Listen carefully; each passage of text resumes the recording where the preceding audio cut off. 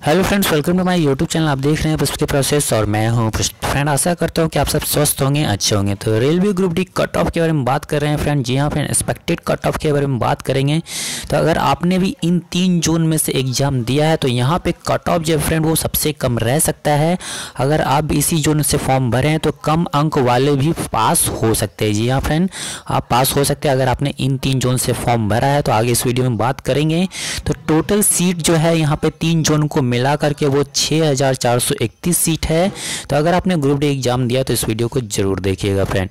तो इस बार समझो आपकी नौकरी हो ही जाएगी, क्योंकि बहुत से लोगों का नौकरी जो वो कम अंक में भी हो जाता है।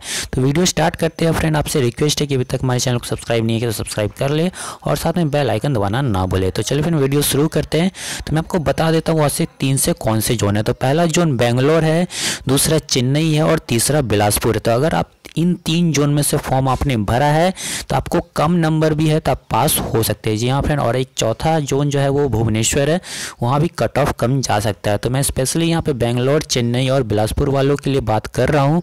तो अगर आपने यहाँ से फॉर्म भरा है फ्रेंड तो आपके लिए खुशखबरी है कि यहाँ पे कट ऑफ जो है वो कम ही रहता है।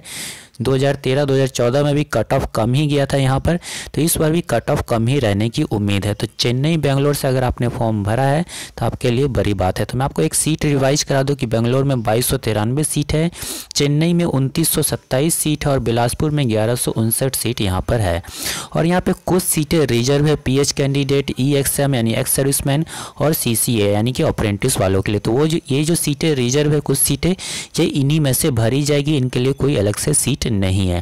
तो चलिए बात कर लेते हैं कट ऑफ के बारे में। तो नॉर्मलाइजेशन के पहले क्या रहेगा कट ऑफ, तो ये मैं तीनों जोन का एक साथ एवरेज करके बता रहा हूँ क्या रहेगा।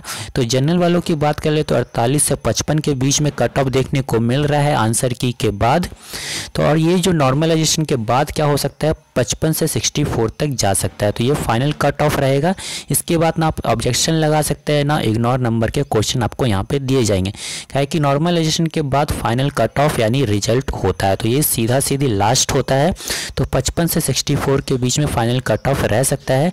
तो एक फ्रेंड मैं आपको बता दूं कि अब ऑब्जेक्शन का दौर जो था वो चला था। तो अगर आपने ऑब्जेक्शन लगाया तो आपके 4 ऑब्जेक्शन अगर सही हो जाते हैं तो आपके 4 नंबर जो है वो न्यू आंसर की में जुड़ जाएंगे। अगर रेलवे इग्नोर नंबर के क्वेश्चन के नंबर आपको देता है तो अगर आपके शिफ्ट में ज़्यादा क्वेश्चन इग्नोर है तो आपको 4 शिफ्ट में 4 नंबर इग्नोर है, 4 क्वेश्चन इग्नोर है तो आपको उसके 4 नंबर मिल जाएंगे। तो 4 4 8 नंबर हो जाते हैं। तो ये 8 नंबर आपको बहुत ही बड़ा बेनिफिट देगा आपके सिलेक्शन के लिए। तो चलिए बात कर लेते हैं OBC के लिए। तो OBC में 46 से 53 के बीच में आंसर की के बाद ये नंबर बन रहे हैं, लोगों के कमेंट के अनुसार मैं ये बता रहा हूँ। और ये नॉर्मलाइजेशन के बाद 53 से 60 के बीच में रह सकता है। और ये मैं बेंगलोर, चेन्नई और बिलासपुर तीनों के लिए बता रहा हूँ फ्रेंड एवरेज करके। और SC के लिए बात कर ले तो 45 से लेकर के 52 के बीच में देखने को मिल रहा है स्कोर। और ये नॉर्मलाइजेशन हो जाने के बाद 52 से 59 के बीच में रह सकता है, क्योंकि नॉर्मलाइजेशन में 15 नंबर भी बढ़ जाते हैं, 12 नंबर भी बढ़ जाते हैं, 17 भी बढ़ जाते हैं। डिपेंड करता है कि एक्यूरेसी आपकी कितनी है। अगर आपने 30 सही किया हुआ है और गलत जो है उसकी संख्या 4-5 ही है तो आपकी एक्यूरेसी अच्छी है, तो आपको नंबर जो है वो 10-12 नंबर भी मिल सकते हैं नॉर्मलाइजेशन में। तो एक्यूरेसी अच्छी होनी चाहिए फ्रेंड।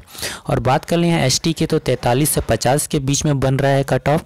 और नॉर्मलाइजेशन के बाद 50 से 57 के बीच में कट ऑफ रह सकता है इसका। तो फ्रेंड मैं आपको बता दूं कि अगर आप कुछ नंबर से रह जाते हैं फाइनल सिलेक्शन में 2-3 नंबर से, तो फिर वेटिंग लिस्ट का भी प्रावधान किया गया है। तो मैं आपको ये भी बता दूं कि नॉर्मलाइजेशन के बाद का चक्कर क्या है। तो ये नॉर्मलाइजेशन कब होता है, तो नॉर्मलाइजेशन तब होगा जब आपका न्यू आंसर की जो है वो रिलीज कर दिया जाएगा। जी हाँ फ्रेंड, न्यू आंसर की जो है वो रिलीज कर दिया जाएगा। तो जब न्यू आंसर की रिलीज होगा जो कि 31 जनवरी या 5 फरवरी तक आ जाएगा, तो उसके बाद जो है वो नॉर्मलाइजेशन प्रोसेस चलेगा जो कि रेलवे करता है, आप उसमें कुछ नहीं कर सकते हैं। तो नॉर्मलाइजेशन प्रोसेस न्यू आंसर की आने के बाद ही चलेगा, यानी रिवाइज आंसर की जो आएगा उसके बाद ही नॉर्मलाइजेशन प्रोसेस चलेगा। और फिर 13 फरवरी को उम्मीद है रिजल्ट आने की। तो 13 फरवरी को रिजल्ट आ जाएगा। अब यहाँ मैं बात कर रहा था वेटिंग लिस्ट का। तो अगर आप 13 फरवरी के रिजल्ट में पास नहीं हो पाते, अगर आप 2 नंबर 1 नंबर 3 नंबर से रह गए हैं, तो फिर रेलवे आपको क्या करता है, वेटिंग लिस्ट में डाल देता है। जी हाँ फ्रेंड, अब ये वेटिंग लिस्ट क्या है, तो 50% नंबर ऑफ वैकेंसी को वेटिंग लिस्ट में डाल दिया जाता है।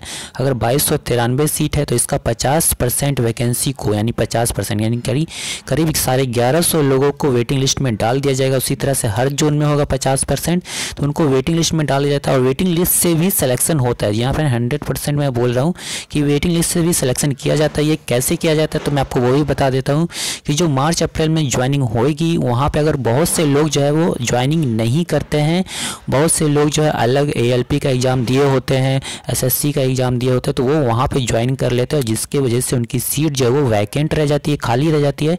तो ऐसे में क्या होता है कि वेटिंग लिस्ट में से उठा करके उनका सीट है वो भर दिया जाता है। अब वेटिंग लिस्ट में जिनका भी नाम ऊपर की ओर होगा उनको पहले चांस दिया जाएगा और वो सीट जो वो उनको दे दी जाएगी और उनका फिजिकल भी फिर किया जाएगा।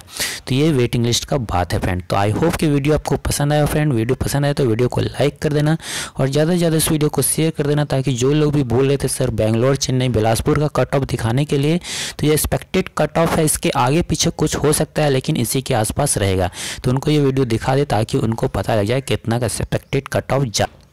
तो ऐसे ही अपडेट पाने के लिए, रेलवे से जुड़े अपडेट पाने के लिए आप हमारे चैनल को सब्सक्राइब कर ले अगर आप हमारे चैनल पर न्यू है तो, और साथ में बेल बटन आइकन दबाना ना भूले। तो ऐसे में रेलवे की पल पल की अपडेट देता रहता है, तो आप हमारे चैनल पर बने रहिए। तो चलिए फ्रेंड, मैं मिलता हूँ आपसे अगले वीडियो में। वीडियो देखने के लिए धन्यवाद।